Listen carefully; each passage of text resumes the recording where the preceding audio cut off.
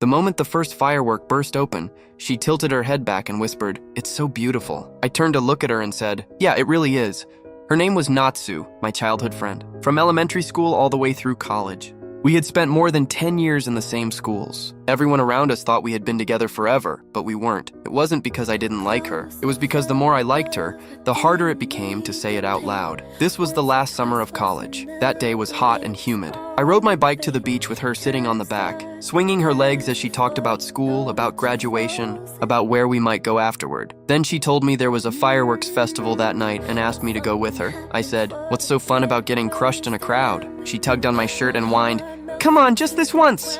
I said, "Fine, fine." Then she grinned and said she was going to wear a yukata and totally surprise me. I said, "You just said it out loud, idiot. How is that still a surprise?" She stuck her tongue out at me, but I knew she had done it on purpose. She wanted me to look forward to it. That evening, I bought some takoyaki and went to pick her up. When she opened the door, she was wearing a light blue yukata. Her hair was pinned up, revealing the smooth, pale curve of her neck. My heart skipped, but all I managed to say was, a little stiffly, "It looks good on you." She spun around once, and the hem of her yukata opened like flower petals. "You're blushing," she said. "It's just hot," I replied.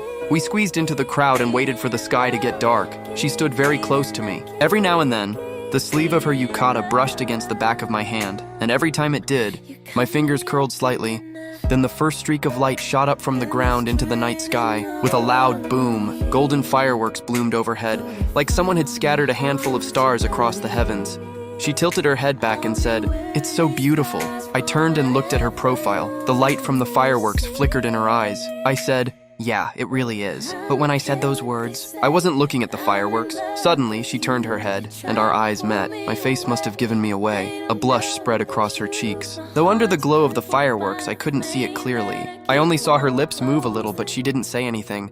And in that moment, I suddenly realized I wasn't nervous at all. There was no opening line I had practiced hundreds of times. No perfect timing I had carefully prepared. Those 4 words I had kept, buried for more than 10 years, came out naturally, on a night filled with fireworks. "I like you."